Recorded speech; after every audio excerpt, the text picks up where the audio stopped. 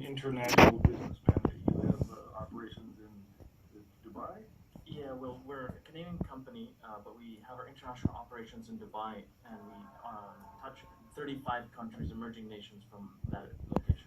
And to that point, what's the level of collaboration, transferability, internationally speaking, of a technology developed by NASA that's licensed or developed in partnership with NASA or DLR for that matter?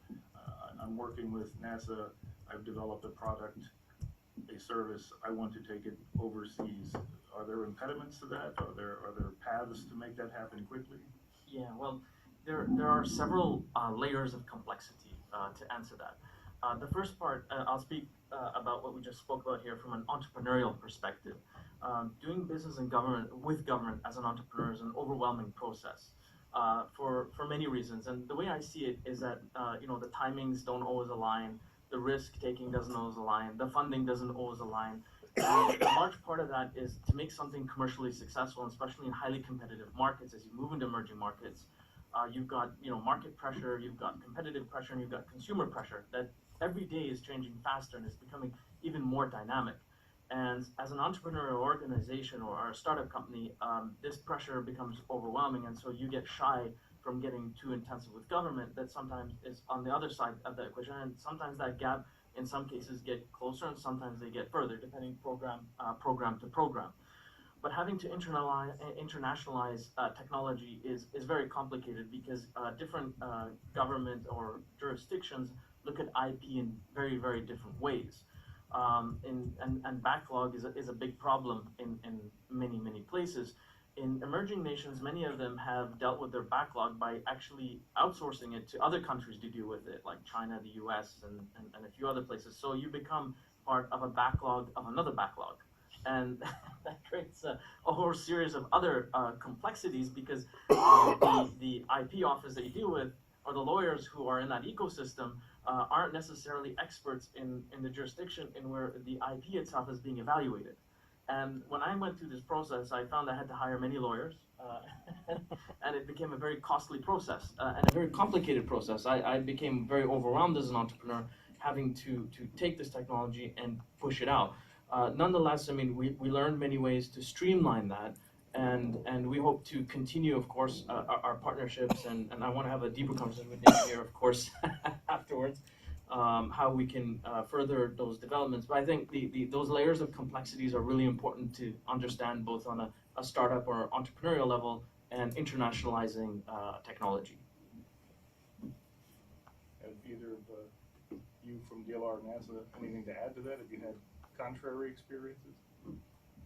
Our experience, we have some examples for it, and also with internationalized innovations or new products in the market. So it's essentially to have then when you go to international applications or to bring German technology to USA or to other countries, that our German startups or enterprises have a good partner then in the other countries. So it's not possible for a German startup to take their capacity to go then to explore the US market, for example. So there have to be American US partner enterprises, as we have in the example Firewatch, where we have a German enterprise who is producing the product, but they are not able to go into the American market because the clients are totally different from German clients, and you have to see what's the business area, who is paying, who is buying the product, who is leasing the product, whatever. There are other market laws, as we see also with the automobile market. German automobile firms does not understand the American market very well, and therefore we have to establish partnerships and then also have to have international contracts also to German patents. So that's really more of a marketing issue, but as a government entity, does DLR, for example, provide support in that area? DLR will provide support in this area, and it's a very important goal of DLR to go with the technologies also to international markets. Let's jump over to the sector of funding, because I think it's abundantly clear that there's a lot of technology out there that exists that can be picked up and run with. There are a lot of opportunities to partner to develop new products, systems, technologies with DLR and NASA. Funding's, of course, a big deal. We've got a lot of investors in the audience, but there are some fairly proven programs out there, certainly with NASA, and I'm less familiar with those with DLR, but there are resources available to get things from concept or quiet patent sitting on the shelf to the market. Can we address that a little bit, David? Sure.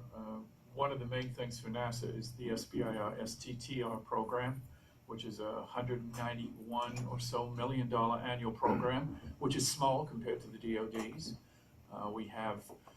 We put out calls for technology and research development proposals.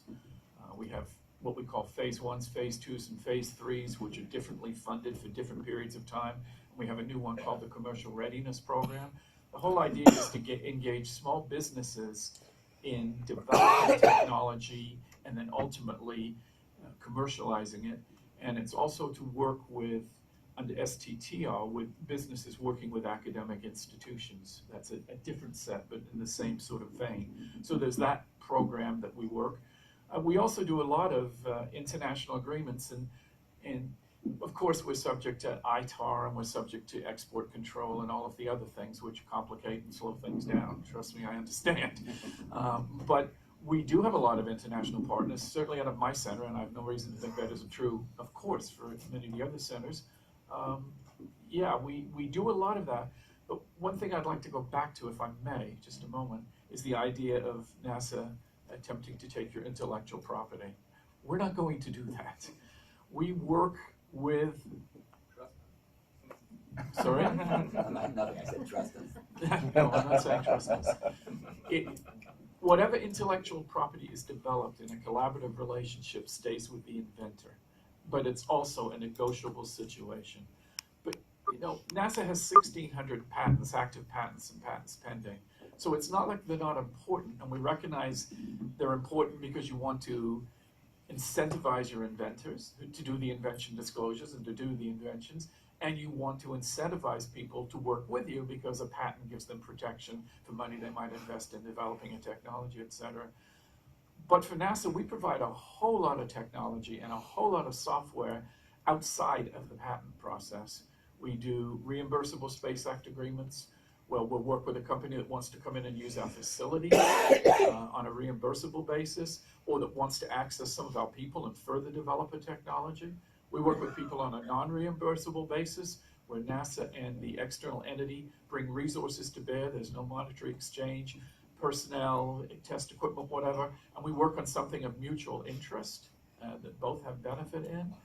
Software usage agreements, we do several hundred a year, where we're pushing software out the door under a variety of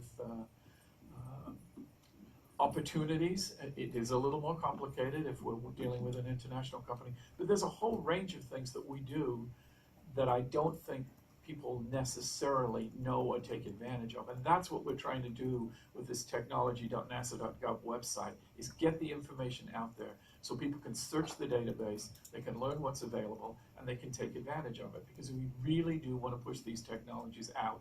And if some of them are licensed and they bring a little money in that we can reinvest, that's great, but that's not our primary thrust. Our thrust is getting the technologies out there. Can I jump in there on that? Please. I mean, so you get a point of view here from government and then private sector representatives. He's absolutely right, and it's one of the things I like to tell, particularly my smaller clients, is you've got to go to these portals. You've got to go check out the website. And if people here have not been to this website, you should go. It's a great example of how this sort of commercialization and partnering can be done. And it's also very clear to me in my experience working with NASA representatives, they are 90% of the time very helpful. They are. They are. 90% is a great number. It's a good number. It's a wonderful number. And they're also very helpful when you gently remind them that the goal here is to get technology out, commercialize, and the like. They will answer your questions. They will work with you. They want to get the technology out. It's just a matter of getting the right terms and conditions in place. And I've never had that fail. So So, you know, you get this sort of mutual and shared point of view from both sides, which I think is kind of a rare thing, where government and private sector both aligning from that perspective. Thank you, Janet. To the point, you referenced the website. Dan Lockney could not be here, but we have him digitally, so we'll run this piece of propaganda here. Mm-hmm.